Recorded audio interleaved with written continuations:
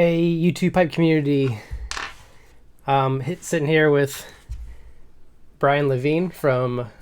I'm sure you don't really need an introduction, but if you don't know Brian, he is the host of the Pipes Magazine radio show, and also the what would you call the Las Vegas? You're the you put on the I, Las Vegas show yeah, I'm one of the two organizers. organizer. That's the word I'm looking for.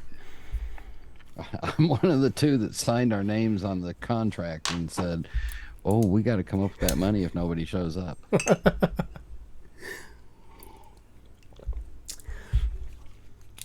Um, Quick housekeeping. I'm smoking my Ron Smith, Ron's freehand, kind of like a blowfish kind of looking pipe. I'm smoking Solani, Virginia Flake.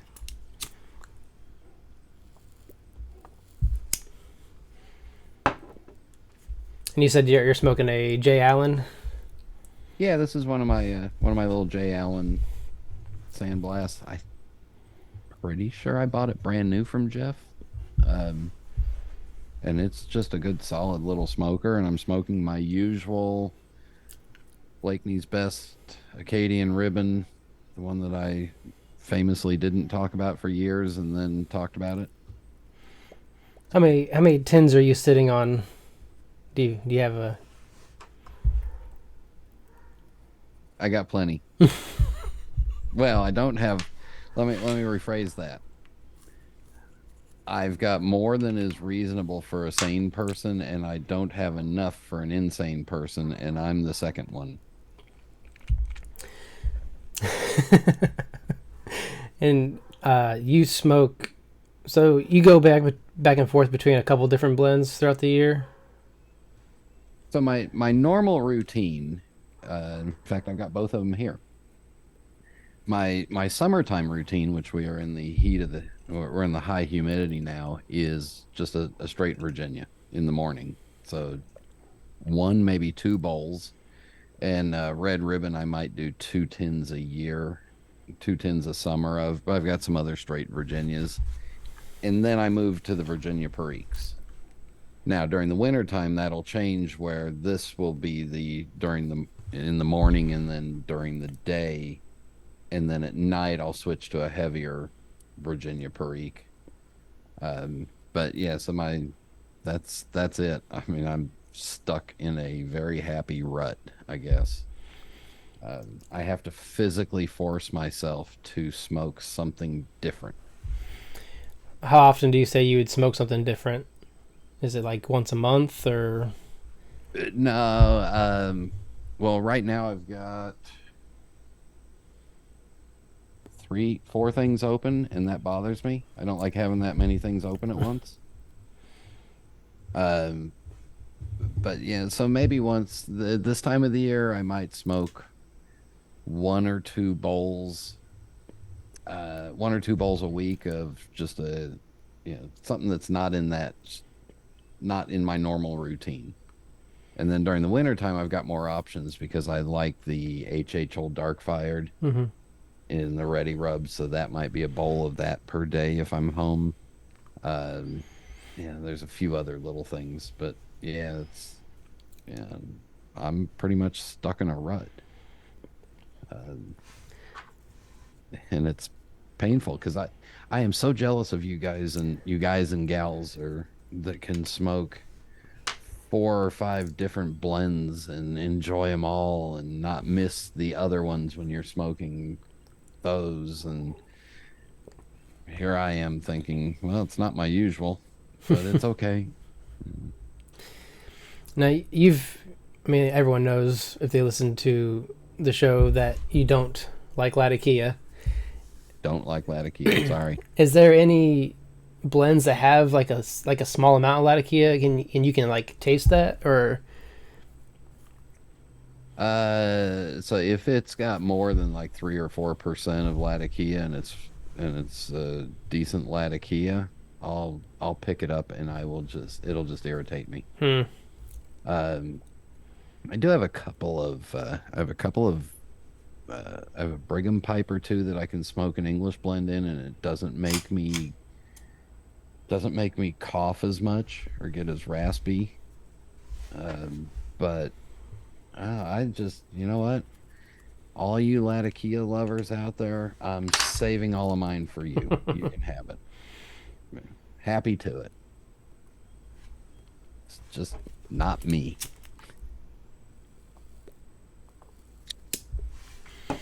I think you've maybe talked about the Vegas show enough, but I mean, like Right. on other like podcasts and everything. So I don't know if there's anything new that has come up. There's nothing new, but there's always stuff that can be said differently. Hmm. So right now, as we're recording this, we're about 5 weeks away from our September 10th cutoff for early registration. So the early registration means that admission is $5 less than if you pay at the door or after September 10th, and we're giving everybody 5 raffle tickets that books early. Uh, Same thing. The tables are $20 cheaper now.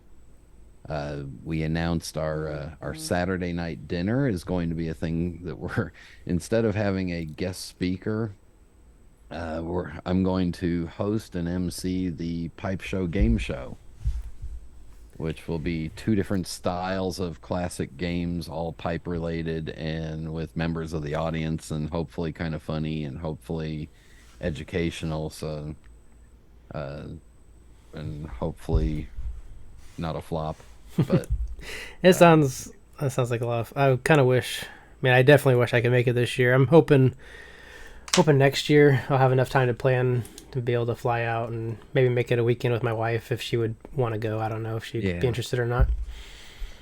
I mean, the nice thing about Vegas is that it is a great wife weekend or spouse weekend. Um, it it's also the hotel rooms that we got are not outrageously priced, but we are sold out of the show rate rooms. So we sold 50% more rooms this year than we did last year. Wow. Um, so yeah, we're happy about that. Uh, but at the same time, I do understand that it's not a cheap weekend getaway for a lot of people because Hmm. you have to fly there and Yeah. then you have to take a cab and then you have to 3 nights in a hotel. So I understand all that. But with us being in a casino that has I think 12 other restaurants in the casino, and then right across the street there's about 8 or 9 restaurants of all price ranges. Um, there's just a lot of options. Yeah, and it does make for a good weekend. And Hmm. then of course we're about a mile from the Las Vegas Strip, which has a lot of stuff to do and a Yeah. lot of stuff you want to stay away from. There's another podcast that's not pipe related that I listened to, and they had brought up uh, Vegas and how if they try not to spend more than 3 days there, Hmm. just because it's kind of, I guess, yeah, some of the people you see, like I've heard of stories where they went to Vegas and lost everything and couldn't make it back home, so they're just kind of stuck there. This Yeah. crazy stuff like that, and it's like, yeah, I mean, I'm going, and I probably wouldn't be leaving the pipe show. I'd probably just stay there at the. Yeah, I mean Vegas is its own place. It will eat you up if you're not careful. If you just if you go there and you just behave, don't do anything, don't drink more than you usually Yeah. do, don't do anything stupid, you're not going to get into any trouble with the pipe show in particular, because we're the last pipe show in the country that has smoking hotel rooms. So we have the smoking floor where the hotel gives us control of 25 of the rooms. So starting on Wednesday night, there will be room hopping rooms open where you just go up and introduce yourself and hang out. And it might be just a social place. It Hmm. might be a retailer selling stuff. It might be a pipe maker. Yeah, but you just hang out. So there is a lot of opportunities at the show in Vegas to not even know that you're in Vegas, except for the fact that it's a dry heat, um, which it won't be too dry. It won't be too hot during October, but you can really just hang out with the pipe guys, Yeah. or with the pipe people.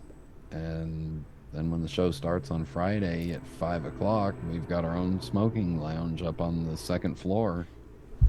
It's right off the show floor, and you can smoke on the show floor walking around with a pipe. So there's a lot of pipe smoking if you want to. Um, but yeah, Las Vegas itself, I won't go. I won't go to downtown Las Vegas at night because that's just I'm gotten past that in my life. Yeah. I'll just leave it at that. Um, you you go down there during the day, you'll see plenty of things that you probably can't unsee unless you go to therapy. Yeah. So I know you have worked in like the tobacco business before. Do you still do that now? Or do you work for anybody now? No, I'm just a podcaster and show organizer and a collector and hobbyist now, thankfully.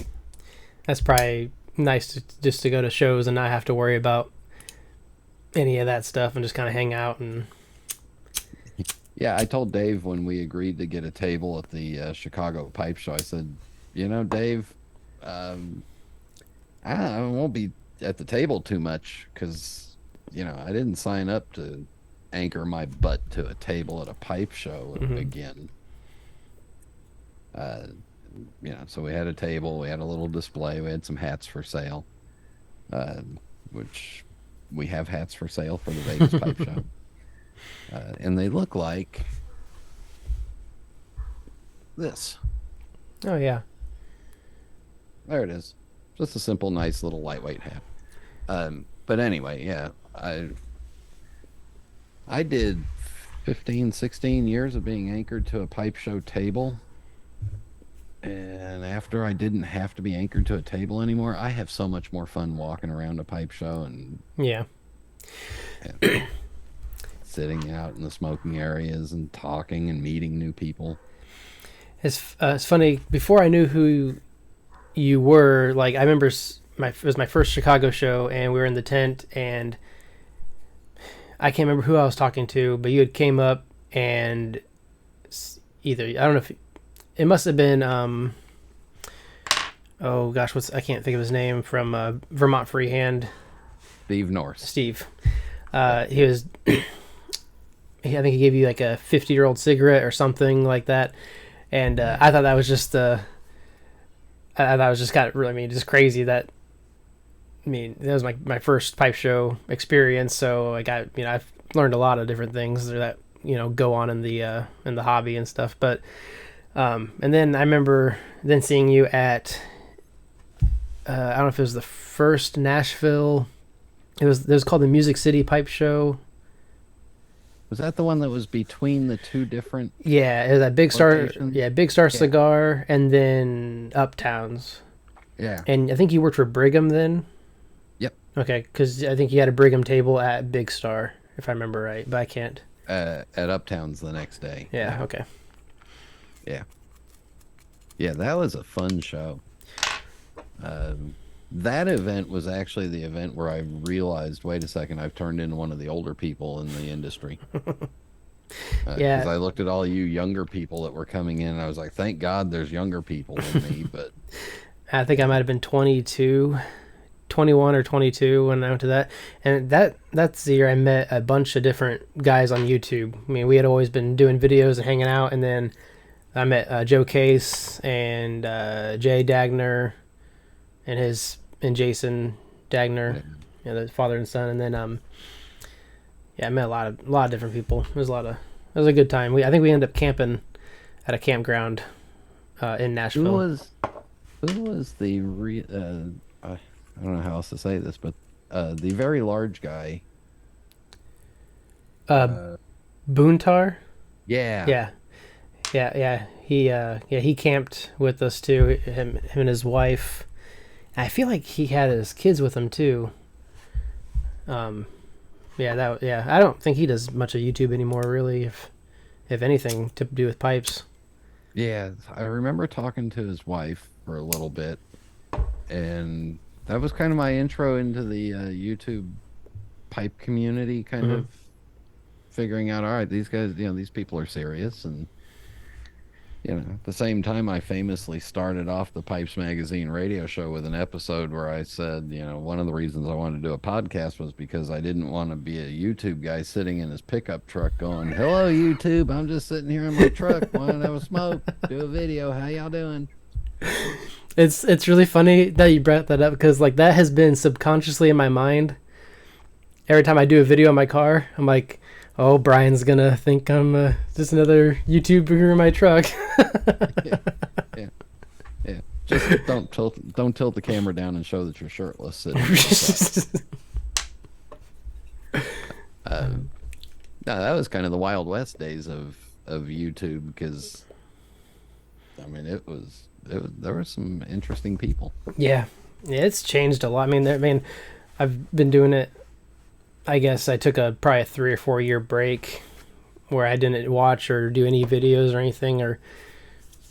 I think I smoked a pipe and a cigar every once in a while, but it was when I was like doing music, and so I think I was more chain smoking cigarettes than anything. And but yeah, then I come back to YouTube and there's tons of different new faces, and some guys have been around still, like they kept making videos and still doing it. And then there's some people I just haven't seen in a long time, but I still talk to them every once in a while on like Facebook or Instagram or something. Yeah. Yeah, that was when I think I first heard about Mike Lancaster. Mm-hmm. And then I got to meet him at a West Coast pipe show and actually got to hang out with him. It's like, well, all right. Some of these people on YouTube are perfectly normal. They're not all scary. Yeah, that was an interesting time for the industry because we really didn't know how to handle YouTube pipe channels and didn't really know what to think of them. So kind of at that Nashville pipe meetup thing was where I really learned that, all right, these are real people, passionate, they communicate with each other, and yeah, let's see, it was fun. Mm-hmm. And I was older than most of them. Where was your first pipe show? Was it Chicago? Or No, it was actually there was an event held 1 year in Albany, New York in 1999, and it was put on by the brick and mortar that ended up becoming pipesandcigars.com. And they did an event in a ballroom with a bunch of vendors. So that was really my first taste. And then about almost a year later, I'm working for Peter Stokeby International. And Peter told me that I had to go to the Richmond Pipe Show. So that would have been September of 2000, October of 2000, that became my first real pipe show. So when a lot of you were still in diapers. And then from that point on, I was doing at least 3, maybe 4 or 5 pipe shows a year amongst my different jobs and different transitions all the way up until 2017.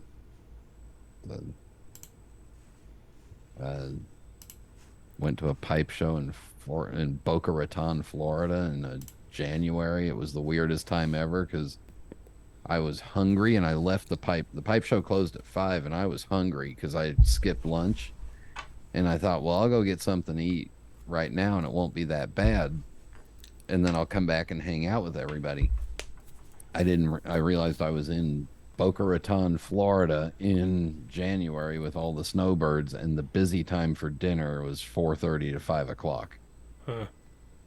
So I became really young and had to stand there and wait a long time for everybody to eat. Yeah. Um, well, this is kind of fun. What other places have I done? Well, I've done a lot of events with retailers, but those don't count so much. But my first Chicago pipe show was May of 2001. Wow. I'm not going to tell you how old I was. Yeah, I'm just glad to know that you had an age at that point. Uh, yeah, I was talking to the guys from the Get Piped podcast this past weekend, and I was reminding them that they are a year older than my youngest. So shut up, kids. I can now play old guy.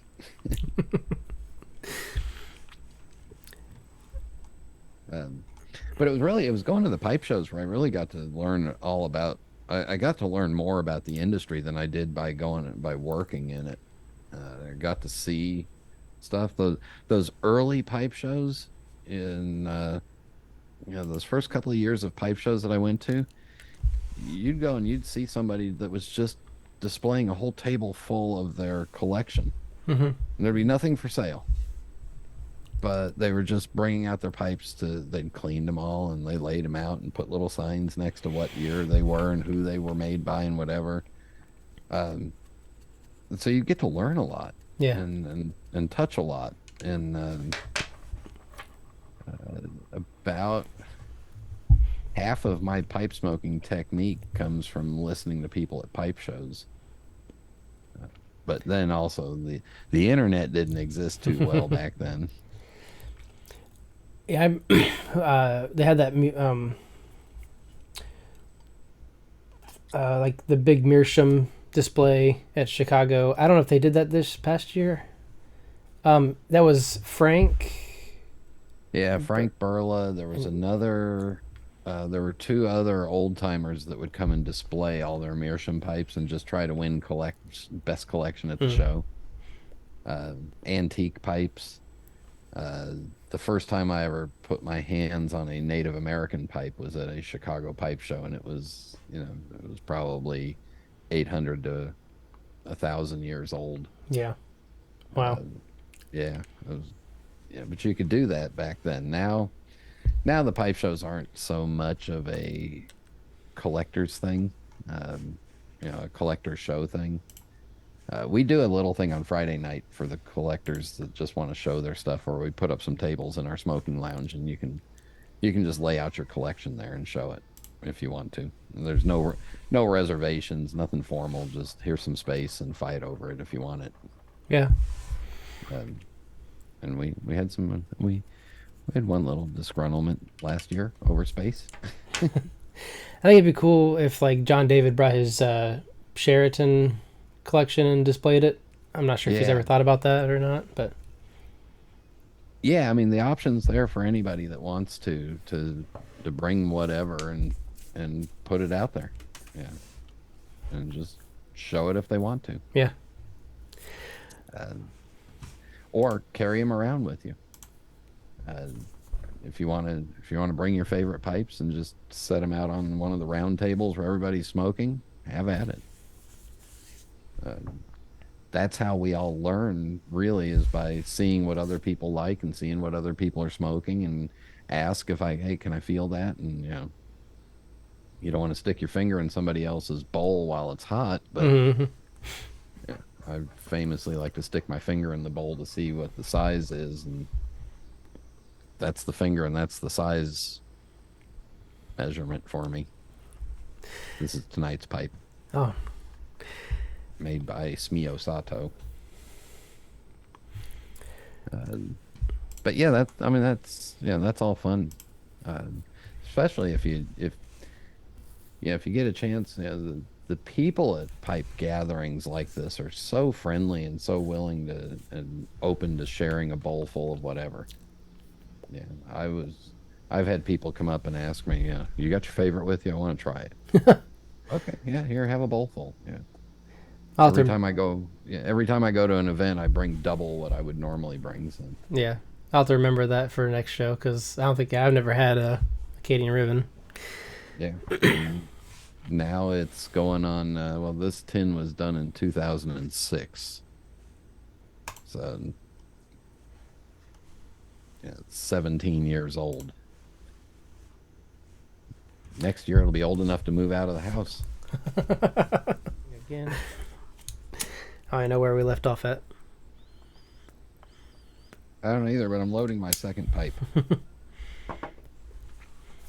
Um, Because I do smoke all day long, and I smoke in my house all day long, and you don't want to be around me when I can't smoke all day long.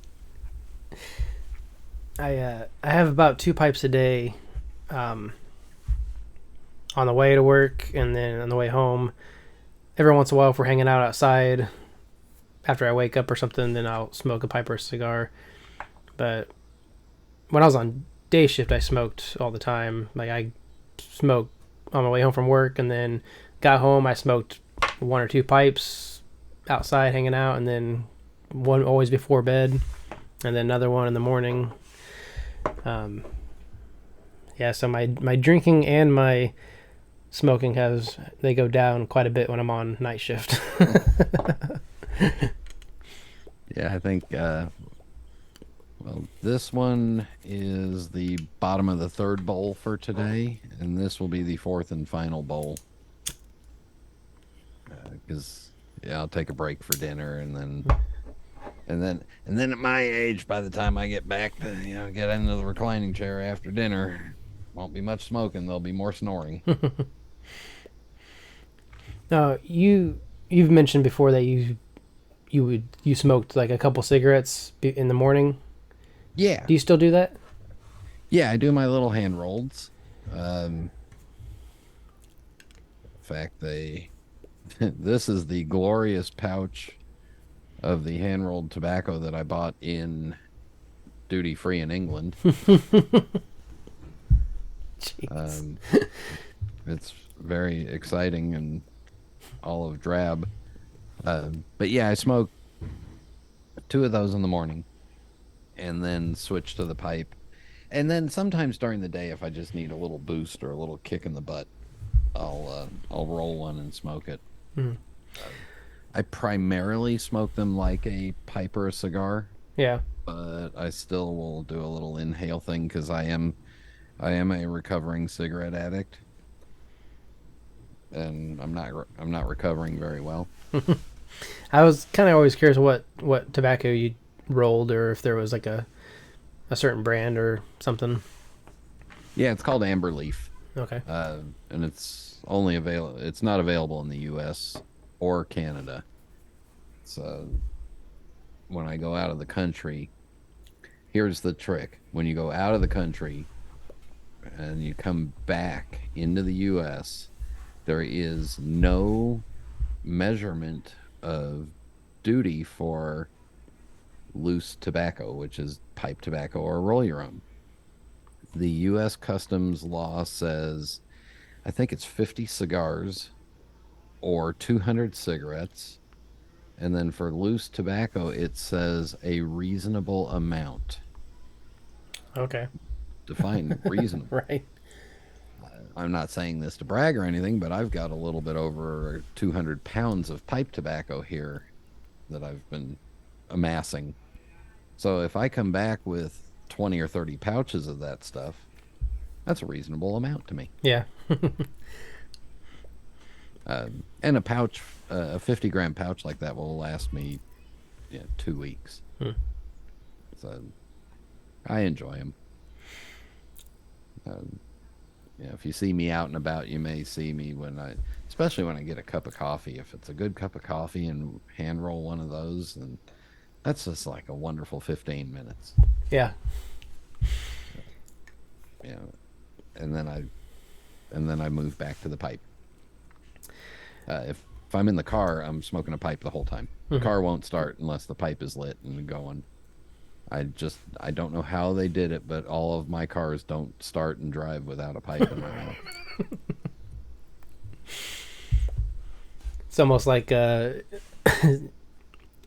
are breathalyzers that you might that you might receive if you for certain reasons that you have to like blow into that and it won't start unless it's like a certain amount. Like they should make one where it detects your pipe. When I had the Brigham office here in North Carolina, we had about 1,000 square foot warehouse and office, and it was perfectly fine. There was only two of us working in there ever, and it was great. Two doors down from us in the same little office park was one of those Drive Smart breathalyzer installation places. Mm-hmm. And the only reason you got those is because the judge said you have to do that. So you have to blow into the thing or it won't let your car start. And then randomly while you're driving it, it'll beep and it'll tell you you've got 3 minutes to blow in it to blow clear, or it'll shut off your car. So let's just say that some of the people that would come into our parking lot were not exactly happy about being there because they had to pay for all this. Or sometimes, like one of my favorite ones was the wife that was just smacking the heck out of her husband because he got busted drunk driving on her car, and now they've only got one car and they got to put this thing in the car and she's got to pay for it, and she is just smacking him across the head right out there in the parking lot. So sometimes it was a great show. That was, yeah. Sometimes it was not a great show, especially when you saw one that said staff at the local high school, and you're like, oh. Anyway, fun stories.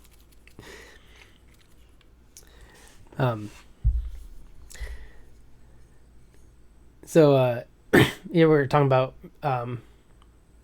at pipe shows and just kind of meeting people and hanging out. You can kind of go up to anybody and just kind of hang out and enjoy a pipe with them.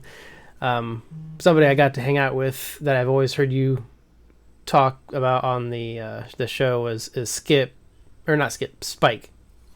Mr. Spike, and Mrs. Spike.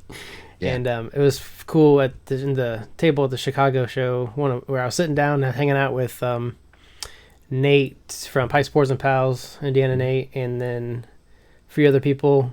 I think it's the same table. Yeah, you were there too, same table. And then I think you said hi to Mrs. Spike, and I didn't. And then that like I put 2 and 2 together because I didn't know who they were. I've always heard them. And Spike said something about, because I kind of liked how you released my episode the week before Chicago, which is kind of cool, because then I like was walking around, people would come up to me and say, hey, I like the episode, and Spike was one of them, and so I got to hang out, and Spike, he's I think he watches some videos every once in a while. He'll comment. It's pretty neat. Yeah, it's fun putting faces to names and getting a chance to actually sit and talk to them face to face. Sometimes the first time I've actually met somebody that's been on the podcast will be a couple of years later at a pipe show, because and then I have to do a double, I have to do a double take and make sure it's like, okay, yeah. But yeah, you were on episode 554, and it's still available. I'm not sure. Did I tell you? Did I ask for permission to beam aboard on that episode or something? Did you ask to what? Did I ask you if I had permission to beam aboard, Captain Kirk? Oh, I don't. I can't remember. I know you did a lot of. I could never do that. You kept doing. I know you kept on talking about sucking on chili dogs and stuff like that. Or sounds like that. Yeah. John Cougar. Oh yeah. Okay. Little pink houses. Mm-hmm. Yeah. Yeah, that's more my level of sarcasm. That's right, and you're from Indiana and you're not named Nate. Mm-hmm. It's really funny how many pipe smokers are in Indiana because on the Galactic Get Piped Pipe Club Discord, there's probably at least 10, maybe more people from Indiana that are in that group. Most of them are actually there's actually one guy who joined, and he is actually part of my Fort Wayne Cigar Club, and I've never met him, but he, I guess, hangs out at a lot of the same shops that we go to and have meetings at, and he joined the Discord and stuff, and because I recognize his last name because he's in our Facebook group and stuff, which is it's just kind of small world kind of thing, but yeah, there's Nate King, the guys from Pipes, Whores, and Pals. I think most people are probably down in Indianapolis or farther south, but I had some demographic information 20 something years ago, and per capita, Ohio had more pipe smokers per capita than any other state, or it was pipe tobacco sales was higher per capita there. Indiana wasn't too far behind. And part of the reason why there were so many pipe smokers was you had really good brick and mortars in both in Indiana and in Ohio. You had really well represented pipe and cigar shops that were interested in the pipe business. yeah. To the point where in Columbus they created a club around it, and you had three different companies, three different brick and mortars that worked really well together right there in Columbus. Fort Wayne had their show that they used to do. Yeah. Indianapolis had, is it the Pipe Puffer? Yeah. Yep. Yeah, so you just had all these really, really good pipe and tobacco brick and mortars. Even from you go into Ohio, and from Cincinnati all the way up to Cleveland, you had really good brick and mortar pipe and cigar shops. And I think I think pipe smoking kind of lend itself better to the Midwest than it did to some parts of the South and the East and the West, because you Midwest folks are kind of meat and potatoes, simple pleasures. Yeah. Not a lot of let's just say there's not a lot of Gucci and Versace being sold in Indiana, Ohio, Kentucky. I don't think they even know how to spell it there, but we won't tell them. That's the trick to living in. If you live in the United States, just pick on anything a little south of you. But yeah, so there was always a good concentration of pipe smokers, and it was because of developed markets by these brick and mortar shops. Yeah, and there's still like brick and mortars that are popping up. Like there's a shop in Fort Wayne that's pretty new, probably 3-4 years, maybe close to 5, called Copper Canyon, and they started out as mainly a cigar shop, but they also, it's almost like a glorified head shop. They sell glass and cigarettes and vape stuff and all that, but they also have a very impressive walk-in humidor and a lounge, and they can sell beer and wine, and they're considered a Liga lounge, the Drew Estate Liga Privada lounge, so they get a lot of the exclusive cigars from Drew Estate that you can't really find in your normal shop. But they've been putting up locations. There's a location where I work at currently now, which sucks. They don't open till 10 at that location, because I'd probably stop by and hang out on Fridays in the morning if they're open at 8 in the morning. But But yeah, they keep popping up everywhere, and they've been converting because the owners also own a vape shop, and they've been converting those vape shops into Copper Canyons, so that way they can do the vape and also cigars. And I think they've been trying to do lounges at all their locations as well. So it's kind of cool. It's still like, they're still like new, and they focus more on cigars, but they do get some of the new pipe tobacco releases, and they carry a lot of 7Ls and Petersons and almost every GLP's blend you can think of. But So they're doing it right. They're diverse and they're welcoming to everybody, and yeah, they just don't open up early enough for third shift people. yeah. The main location in Fort Wayne opens at 8, so if I really wanted to, I could probably, it's only about 30 minutes for me, so I can go hang out there in the morning. But As long as they've got good coffee for me, I'm happy. Yeah, that was, some of my favorite times were hanging out in the brick and mortars and just talking to people and listen. Sometimes I'd go into stores, and I'd be in the industry, and I would go into stores that didn't know me, and I'd walk in like a customer and listen and ask all the dumb questions and see how they responded to me. yeah, It's kind of fun. that's cool. Yeah, I remember. You might have been to Regal's in Fort Wayne. Mm-hmm. Once. Um, Yeah.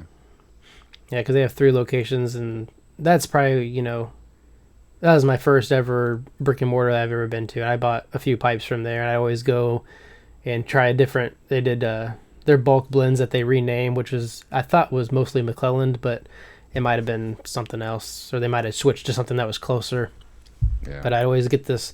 It's called Middle Earth, is what it was named. And it was like it was an English tobacco. That was like one of my first English tobaccos I ever tried.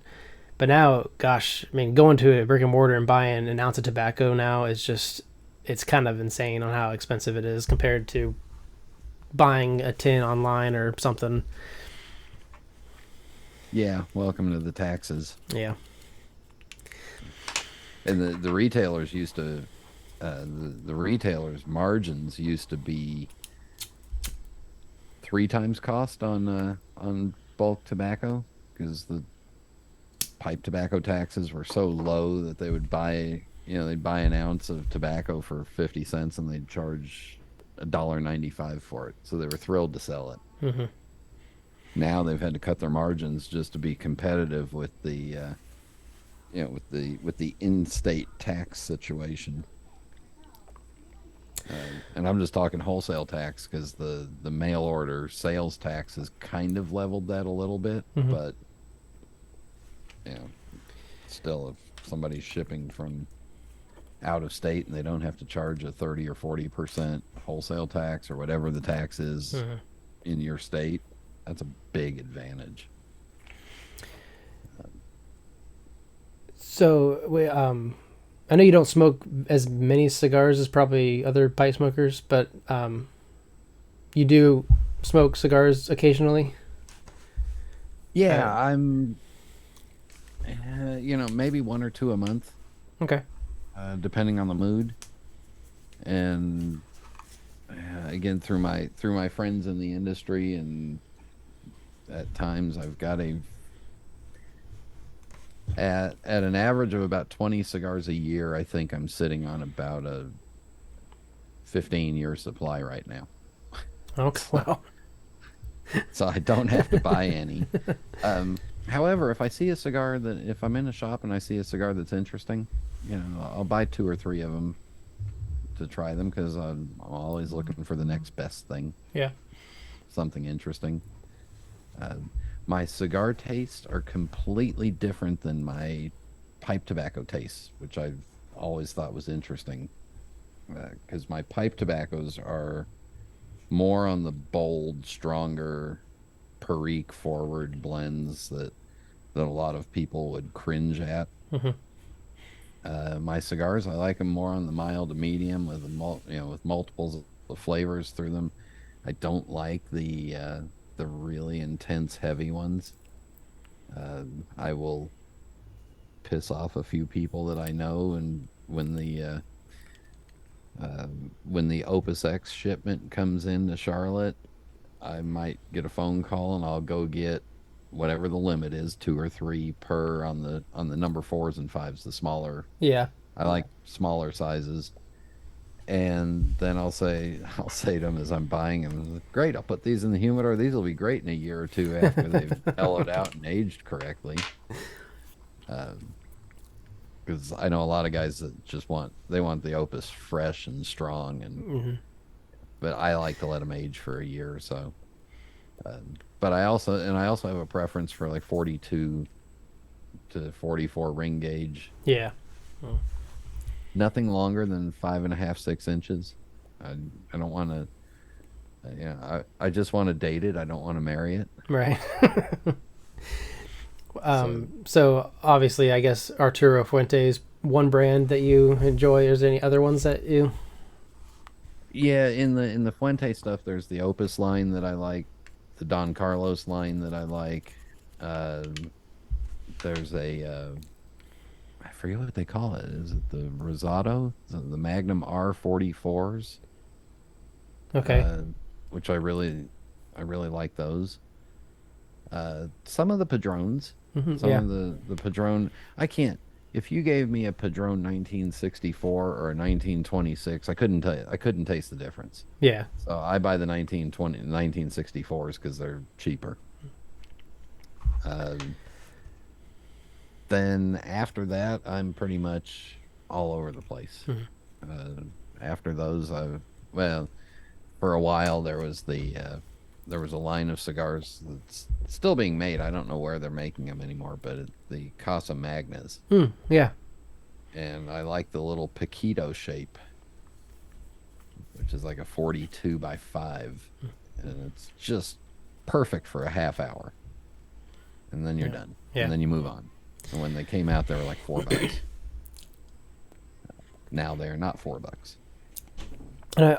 You've traveled a decent amount. So I mean, did you ever get into the like the Cuban get the Cuban bug? Yeah, and every time I got the Cuban bug, I got burned. I've had some really good Cuban cigars, and I will say that I have had some really good Cuban cigars. But for the price, I didn't think they were worth that. Yeah.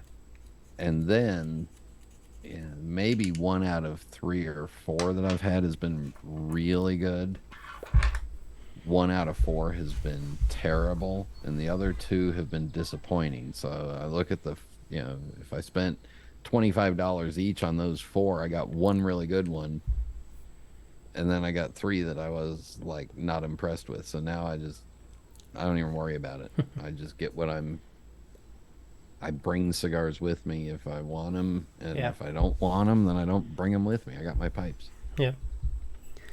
Uh, I just don't like the idea that the Cuban cigars are so expensive and yet they're so unreliable. Yeah. I know they. Yeah. I feel like I've always heard that they were better in previous years, or maybe not. Maybe the quality control has gotten better. Right. In 1998, I happened to come upon some Davidoff Chateau Latours that were made in Cuba. So it was before Davidoff switched to a Dominican made cigar. So I think the cigar would have been made in the early 80s. I smoked it in 98, so it was probably 15 years old. And it had been perfectly humidified and stored that entire time.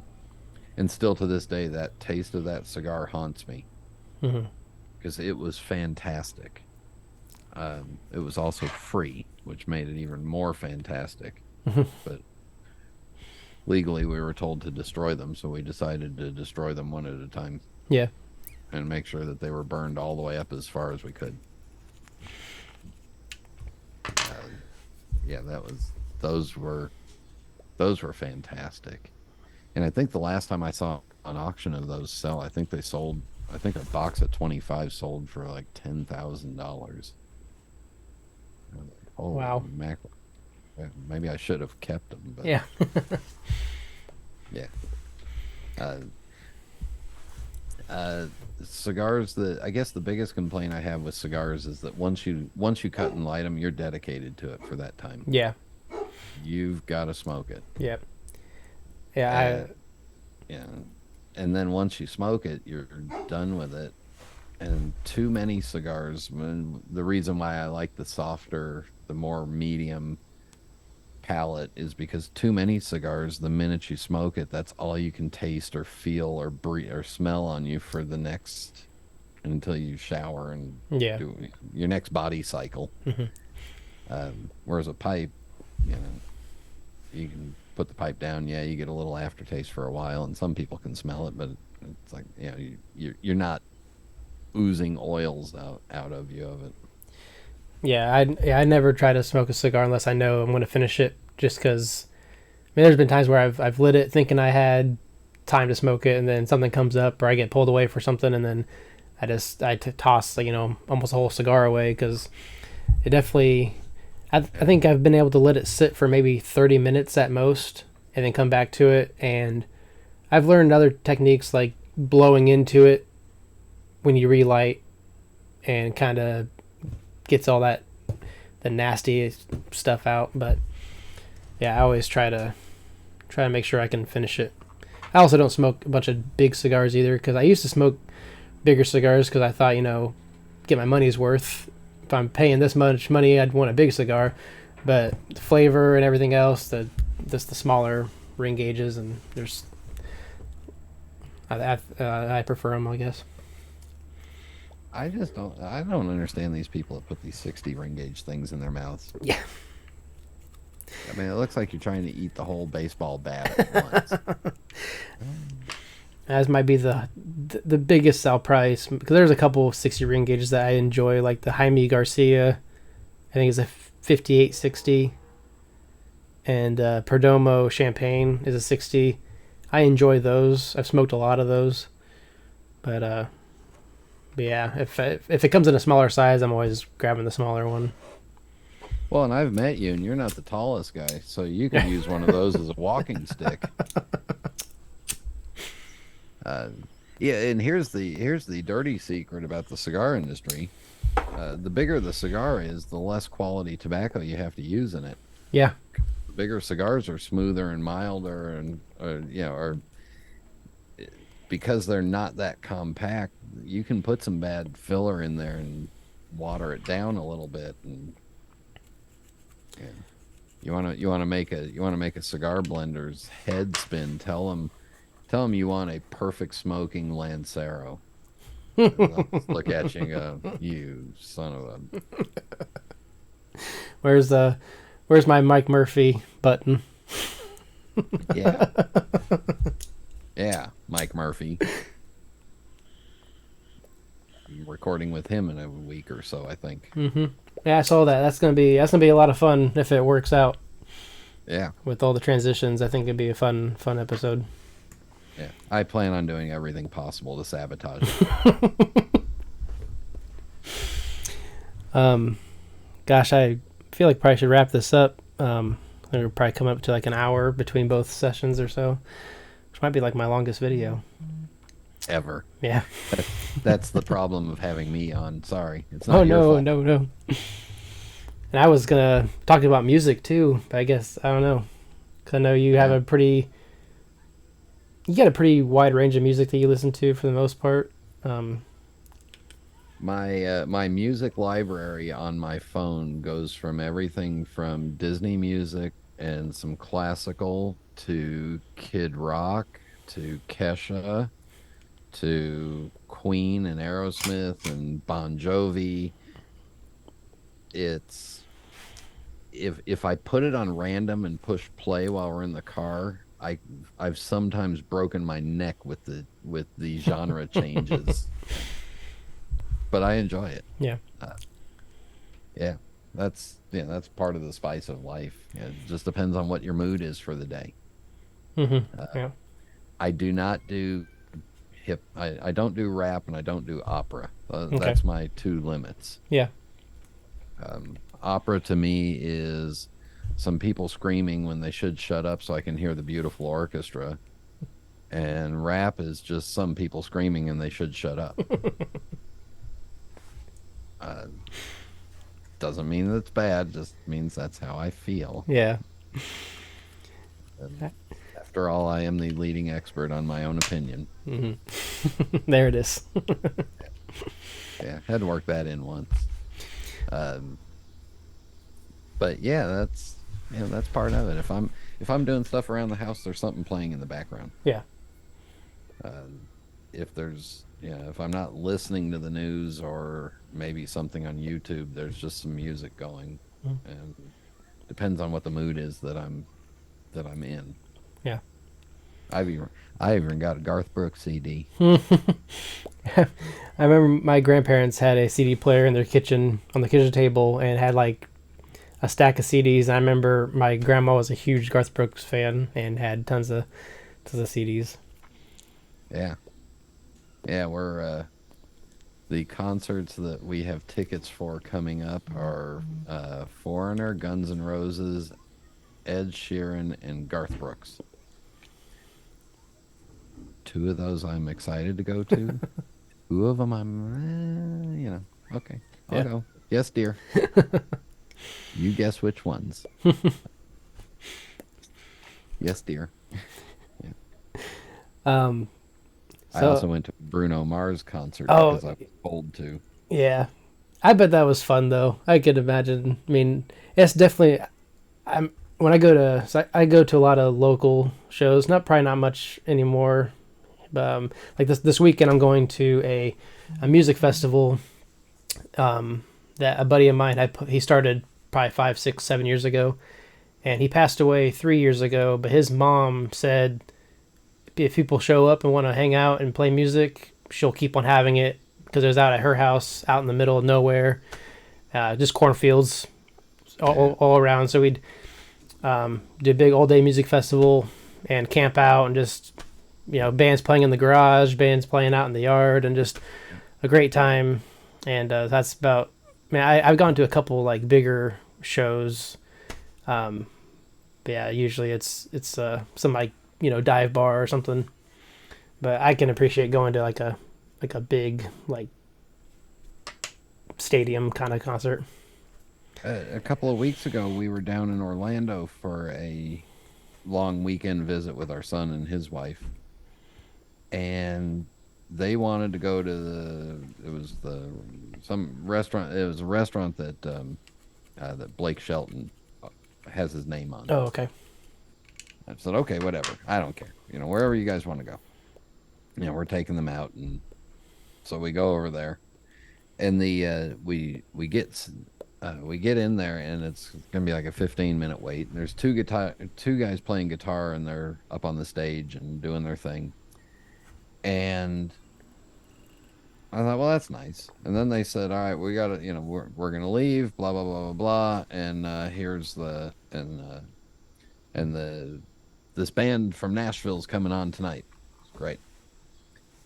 They seat us at the front table, front stage left. So if you're looking at the stage, left side, the table is right by the monitor. I mean, I could put my drink on the table, put my elbow on the table or on the stage while I'm at my table. The band comes on and they're playing, they're doing covers of country stuff, and I think they did one of their own, but finally I got my back to them and I'm turning around being polite and I'm looking at the singer, and finally by the second or third song I was like, I understand a little bit about guitar, but I heard something in the guitar that I hadn't heard in a while. I turned around and looked, and I took this picture. This is the guitar player, and he's playing this old Fender Telecaster. And I'm all enthralled because that's all I can hear is this absolutely beautiful, dirty, crisp sounding guitar. And So now I'm turning around, I'm looking at him. You know, I look like one of those high school girls with, with the eye, right there. Anyway, so I was really enjoying what he was doing with the guitar, and then afterwards, when they took a break, I found out it was a 1977 Fender Telecaster Special that has a special pickup configuration in the front, and his dad bought it brand new, and 5 months ago sent it to him and said, "Son, now that you're playing in Nashville, you need to have this guitar." And gifted it to him, and it's all original, and it was so beautifully beat up and ugly and wonderful. And Yeah. but that's the stuff that I love about music. Hmm. Yeah, half the songs I didn't care about. Yeah. Yeah, I surprised my wife. I knew three of them. We were there for like an hour and a half. Uh, but the rest of it, I was just listening to his sound, and all he was doing was running it straight through a Fender Tweed amp, and it was just perfect. It was Yeah. wonderful. Yeah, Yeah. that's the fun. Yeah, that's the fun part for me. Yeah, I can nerd out about gear and all kinds of stuff for hours. Yeah, I mean, thank God, it's so much better than watching another guy standing up or on stage with a 5-year-old Les Paul. Yeah, and it's like, all right, you sound like everybody else. Yeah. Or yeah, for a country band, oh boy, he's got a Stratocaster. Yeah. It was made in China last week. Wonderful. And he's got 17 pedals on it. Yeah. Great. Who cares what it is?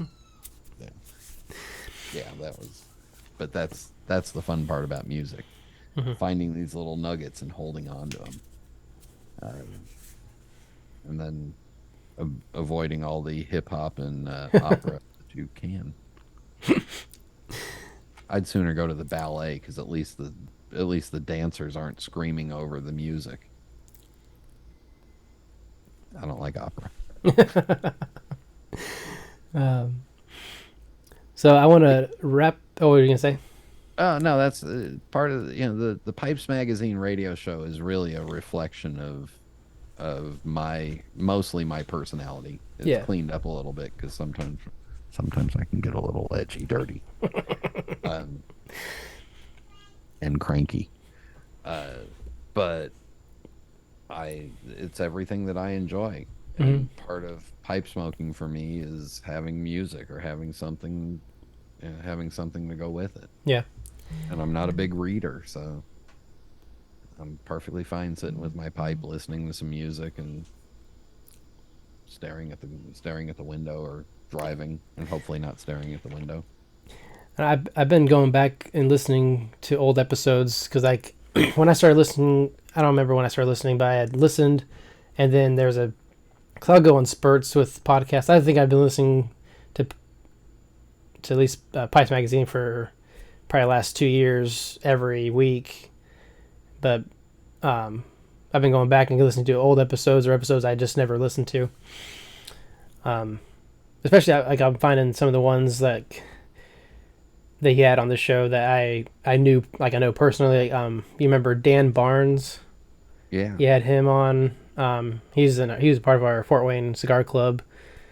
I haven't seen him or talked to him in a while because he moved away from Fort Wayne, so I just talk to him every once in a while, like on Facebook. But yeah, I go back and listen. I listened to the Jason Dagner episode. I didn't even know he was on there at one point, so it was kind of fun to listen to that one and hear his story. After 568 episodes, and I'm duplicating. I'm bringing back repeat guests now, so it's not 568 all new ones. There's some that have been on, multiple times. But I'll go back and I'll look at an episode and go, "Who's that person?" Yeah, let me listen to this, and it's fine as long as I ignore the guest, the host part. Yeah. Because that host guy really annoys me, or I'll hear really stupid stuff that he said. Or I gotta shut the mind to what I'm saying. But I'll go back and listen to some of these people and go, well, I remember that. I gotta see what they're up to, or try to find them. Or just remember the show and go back and say that was a fun show. Yeah. Um, but yeah, that's 568 weeks in a row. So uh, it's a lot of. I always warn people that are new to the show, just listen to the current one and get caught up during the week with a couple of old ones. Because if you tried to listen to it all in one shot, you're talking about 572 or 3 hours Hmm. nonstop play. And that's probably not good for anybody's brain. Yeah. Uh, don't overdose. It won't be good. Uh, but yeah, so I'll do the usual plugs. The Pipes Magazine radio show is available everywhere podcasts are available, including pipesmagazine.com. Info for the Las Vegas International Pipe Show is available on vegaspipeshow.com, and you can go online and register and book everything right there on the website, pay for everything in advance, use your digital payment process. You don't have to write a check or bring cash with you for it. Um, and there's an FAQ, there's hotel information, the whole schedule's there. Um, Vendors are on there too. we list all the exhibitors Yeah. as they pay. Yeah. So right now, we've got almost 90 tables and probably 120 different exhibitors. Some Mm. people are sharing tables, which is perfectly Yeah. fine. You might get two pipe makers that split a table, and great. Yeah. So that's why there's more exhibitors than there is tables. Yeah. Uh, or in the case of smokingpipes.com, they've got 6 tables. So, Wow. I mean, yeah. These are 8-foot long tables that we're going to put out there. So if we put out 98-foot tables, that's like 860 feet or 800. It's math. Yeah, So, we don't do math here. uh, but that's a lot of pipes and tobacco stuff and a lot of accessories and Hmm. a lot of things to look at over the. I think the show floor itself is open for 12 hours over the weekend. Yeah. Yeah, there's all the health, the Yeah. business plugs for Yeah, you. I'm gonna put links and all that stuff to everything in the description. But I wanted to wrap this up with the fast 5 questions. Oh, No no right answer, no wrong answer. Whatever comes to your mind. yeah, Are I've heard you that are you before. ready? I'm ready. I can't handle the stress. Okay, go. What is your favorite pipe? This week my favorite pipe is this little tiny Smio Sato bent brandy that was the first Sato pipe that I got, and reasons for why it's become my favorite this week is will be public shortly, probably. But yeah, this is also one of my breakfast Virginia pipes. So, and it's a little dirty from breakfast. See, Yeah. it's waiting to get cleaned. What's your favorite tobacco? Which everyone already There you knows that go. one. Your Ready? favorite Coffee. drink? Coffee? Yeah. No, it's a Grogu Tervis tumbler, but it represented coffee. That's the Yeah. closest I had. Um, book, movie, or music? Ha ha!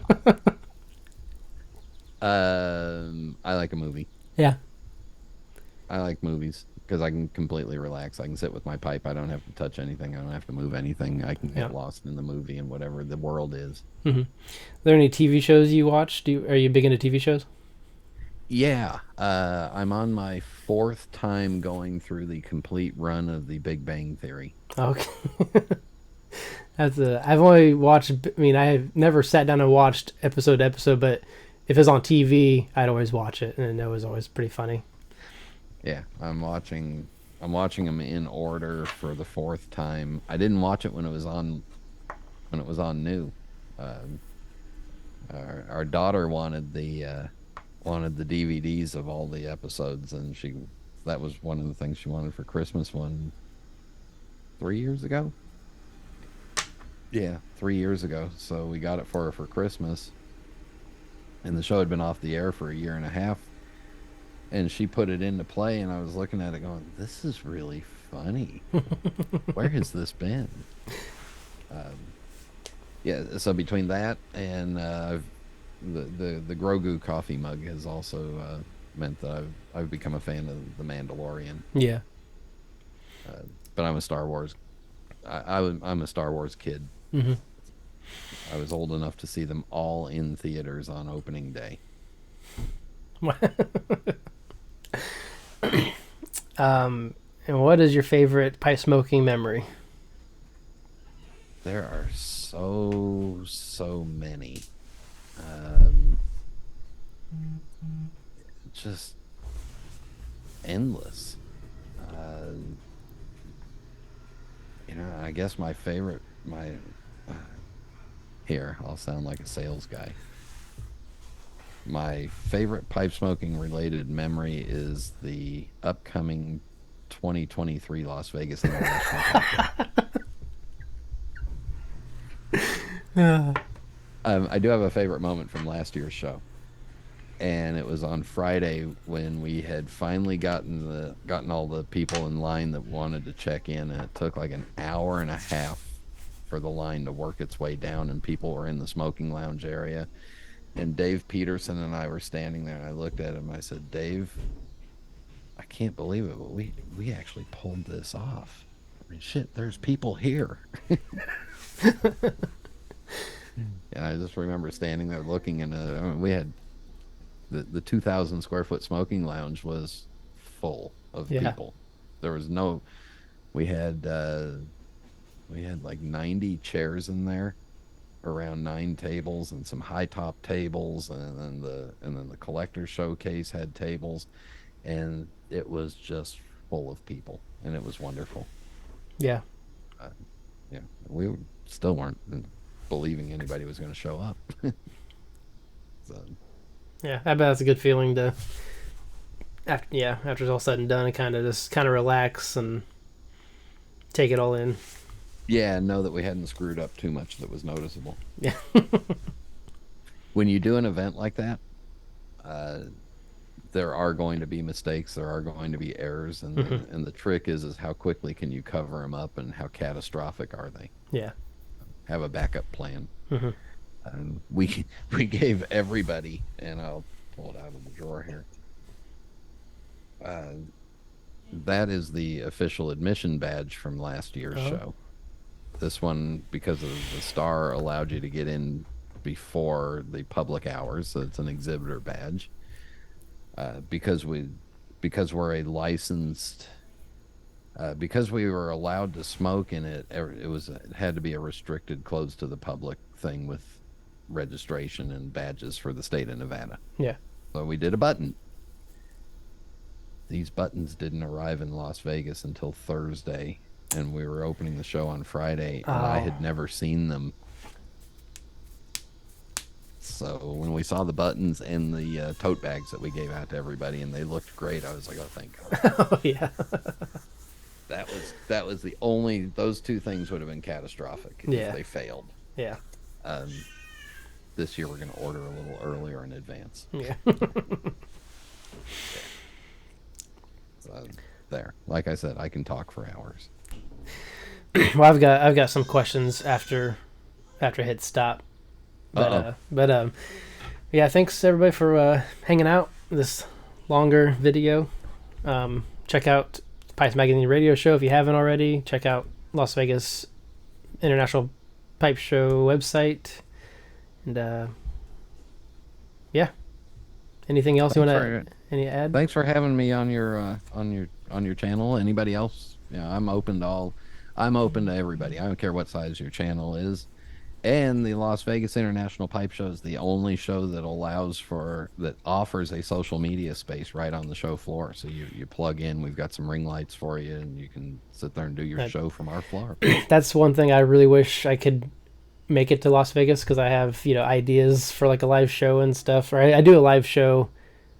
I haven't done one in a while, but I used to do one at least once a month or a couple weeks, and where I listen to records, spin vinyl, and have a pipe and just kind of hang out. And I think it'd be fun to do that, like at a pipe show. Do you think any other pipe shows would, or do you think they're going to be like following the Vegas show's lead on some things? I don't know if Or they have the. Uh, uh, I don't know if they'll give the dedicated space on the floor yeah. because we can allow smoking on the floor, Mm-hmm.